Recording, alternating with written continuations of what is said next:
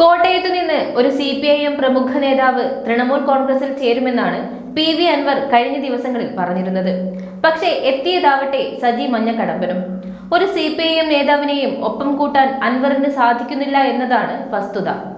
കേരള രാഷ്ട്രീയത്തിൽ മാറി മാറി വിവാദം സൃഷ്ടിക്കുകയാണ് PV അൻവർ. പാർട്ടി മാറിയും പാർട്ടികളെ വെട്ടിലാക്കിയും അൻവർ യാത്ര തുടരുകയാണ്.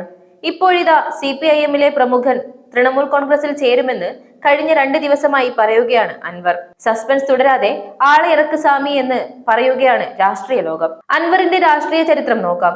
2016 നിയമസഭാ തിരഞ്ഞെടുപ്പിൽ LDF സ്ഥാനാർത്ഥിയായി മത്സരിച്ച് നിലമ്പൂർ നിയോജക മണ്ഡലത്തിൽ നിന്ന് തിരഞ്ഞെടുക്കപ്പെട്ട അൻവർ അന്ന് ആര്യടൻ ഷൗക്കത്തിനെയാണ് പരാജയപ്പെടുത്തിയത്. അതിനു മുൻപ് അദ്ദേഹം ഒരു കോൺഗ്രസുകാരനായിരുന്നു.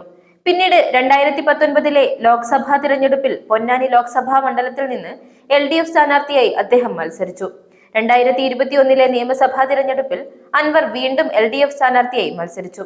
ഇന്ത്യൻ നാഷണൽ കോൺഗ്രസിന്റെ VV പ്രകാശിനെ പരാജയപ്പെടുത്തി നിലമ്പൂർ നിയോജക മണ്ഡലത്തിൽ നിന്ന് തിരഞ്ഞെടുപ്പിൽ വിജയിച്ചു. 2024 ഓഗസ്റ്റിൽ PV Anwar ADGP MR Ajith കുമാറിനെതിരെയും പുറത്തുള്ള ചില ഉന്നത IPS ഉദ്യോഗസ്ഥർക്കെതിരെയും ഗുരുതരമായ ആരോപണങ്ങൾ ഉന്നയിച്ചു. സ്വർണ്ണക്കടത്ത്, നിയമവിരുദ്ധമായി സ്വത്ത് സമ്പാദിക്കൽ, തൃശൂർ പൂരം ഉത്സവം അട്ടിമറിക്കൽ എന്നിവയിൽ അവർ പങ്കാളികളാണെന്ന് അദ്ദേഹം ആരോപിക്കുകയും അന്വേഷണം നടത്തുകയും ചെയ്തു. ശേഷം രാഷ്ട്രീയത്തിൽ പുത്തൻ പരീക്ഷണം നടത്തുകയായിരുന്ന അൻവർ തമിഴ്നാടും ബംഗാളും താണ്ടി.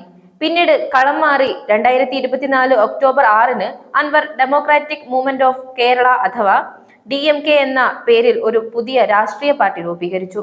2025 ജനുവരി 13 അദ്ദേഹത്തിന്റെ രാഷ്ട്രീയ പ്രസ്ഥാനമായ democratic movement of Kerala Trinamool കോൺഗ്രസിൽ ലയിക്കുകയും ചെയ്തു. പിന്നീട് അദ്ദേഹം സ്ഥാനം രാജിവെക്കുകയാണ് ഉണ്ടായത്.